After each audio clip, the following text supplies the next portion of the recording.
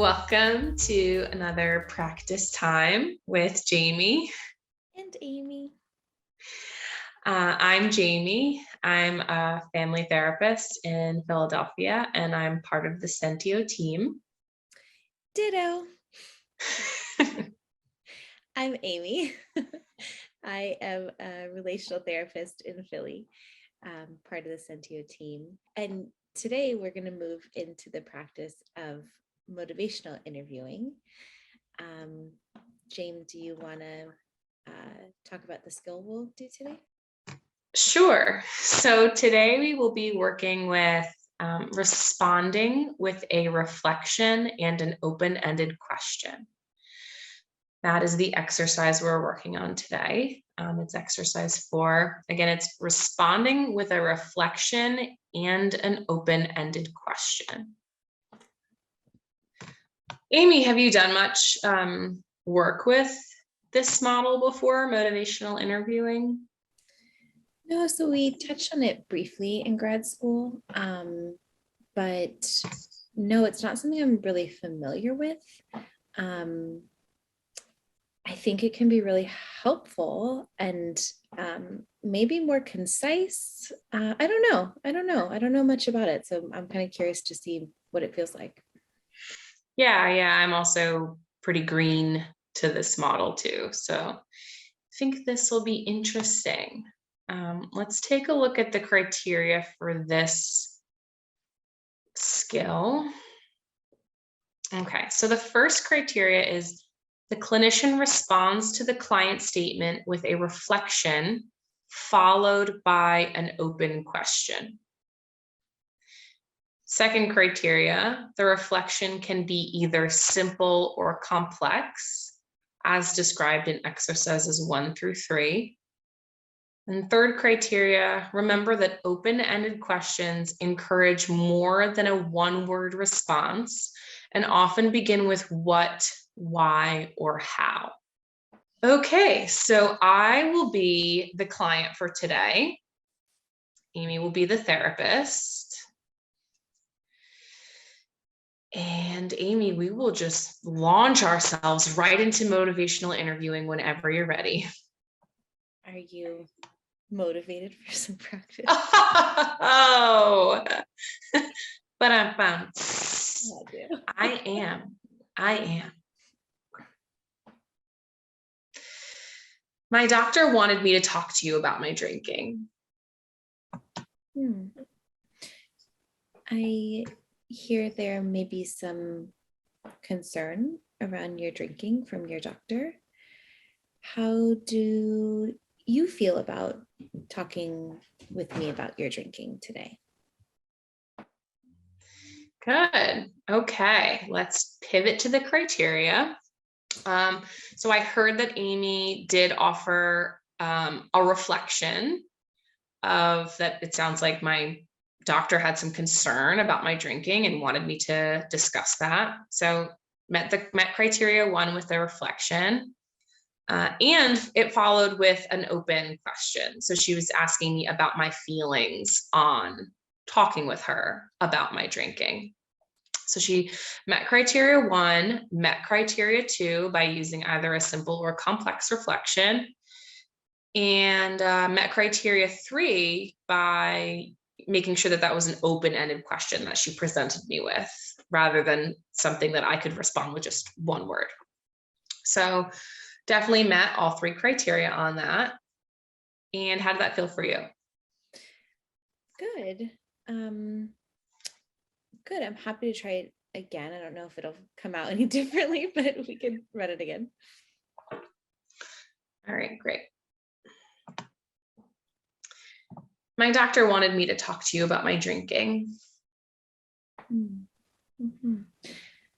I hear, that your doctor is encouraging you to talk about your drinking. And I wonder, Jamie, how are you feeling about talking about your drinking here with me? Great. How did that feel? Good. I kind of scaled back in my reflection, just to name like, okay, I hear your doctor wanted to talk to you. So maybe that was more of a simple versus complex reflection, but yeah, I think it met criteria. Yes. Awesome distinction there too with the simple versus complex. And I agree, you met all three criteria.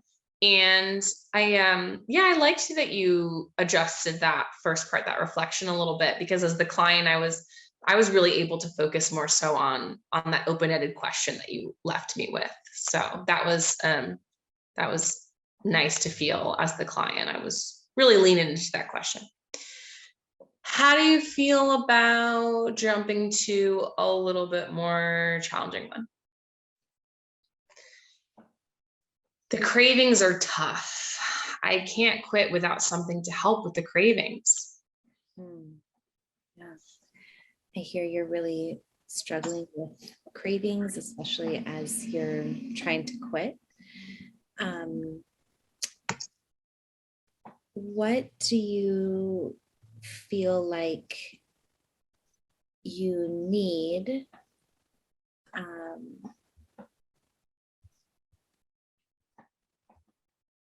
full stop? Lost that one. Totally okay. I mean, I was with you. It was great. The open-ended question part is hard. Yeah. Okay. Let's try that one again. Same one again. Okay. The cravings are tough. I can't quit without something to help with the cravings. Yeah, I hear you're really struggling with cravings as you're trying to quit. And I wonder, what are you finding yourself leaning on to help you with those cravings? Okay, you pulled it out. Let's check with the criteria. Met criteria 1 by giving me a reflection and following it with an open-ended question. Met criteria 2 with either a simple or complex reflection. I believe you used a simple reflection in that one. Criteria 3, offered that open-ended question that, as the client would have given me, would have encouraged me to use more than a one word response. So the open-ended question, I think you had phrased it was, what am I leaning to kind of deal with these cravings or cope with these cravings? It was something along those lines, right? Yeah, I thought that was pretty good. Definitely met criteria. How did that feel for you? Yeah, it was hard. I was trying not to do a closed-ended question of like, what are you replacing it with? Right. But I don't know that it was the best question I could have asked. Yeah. Do you want to give it another try? I kind of do. Okay, I could see the longing in your eyes. There are tons of charm. Okay.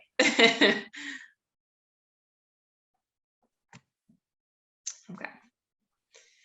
The cravings are tough. I can't quit without something to help with the cravings. Yeah, I really hear you're struggling with the cravings and quitting.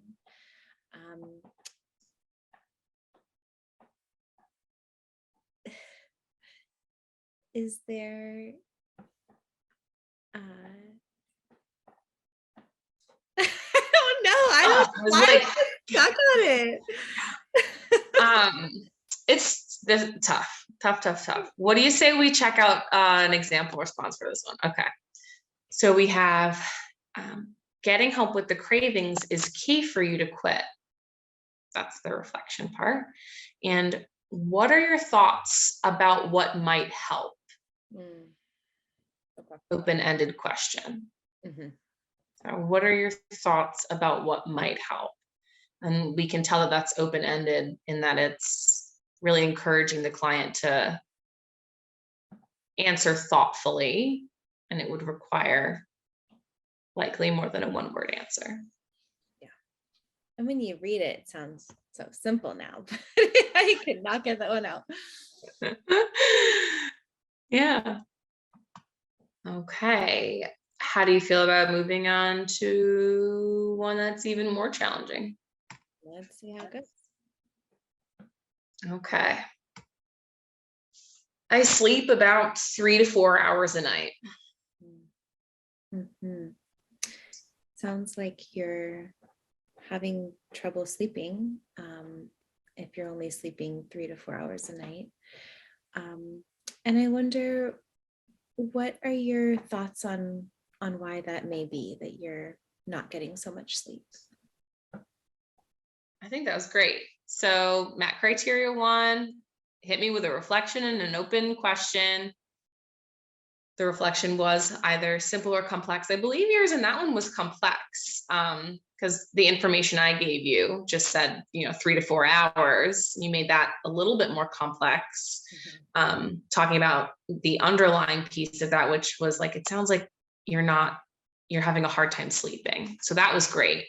And then the open-ended question that you asked was, I believe it was, what are my thoughts on why I might be having a hard time sleeping? So that was great. Met criteria 1, 2, and 3.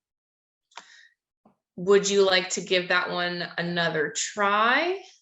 Or, okay, great. I sleep about 3, 4 hours a night. It sounds like you're not getting that much sleep, Jamie. That's what I'm hearing. And I wonder what you think may be contributing to your lack of sleep, quality of sleep. Awesome. Checking criteria. Definitely met all 3 criteria there. Quality reflection, open question. The reflection was either simple or complex. And yeah, that open-ended question that you gave me, that was great. I really, really liked that open-ended question. How did you feel about this response compared to the one before? Yeah, I think it was like a little more specific, maybe. But yeah, I could see like asking that, makes the client kind of reflect, oh, like what is going on with my sleep? So yeah. Yeah, that was awesome. I am curious, do you mind if we check the example response for that one too? I'd love to. I wonder.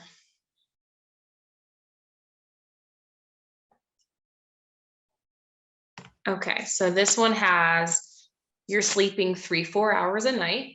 That's the reflection portion. And what's your nightly sleep goal? That's the open-ended question. What I appreciate about motivational interviewing is kind of this idea of like harnessing a client's motivation. Right. So, but that last example that we just read of what's your nightly sleep goal?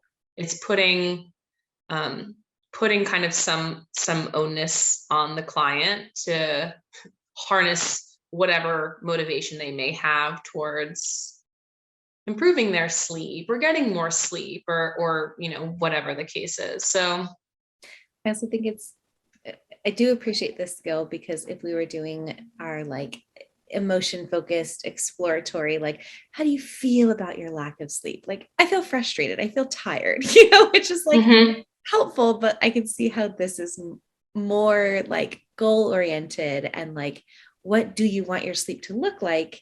In some scenarios, I could see that being more helpful.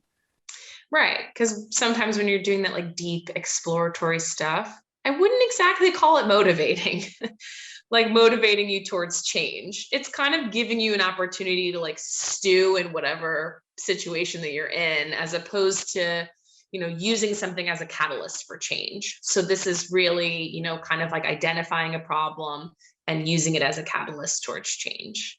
So yeah, I think that's pretty cool. All right. Thanks for being my therapist today, Ames.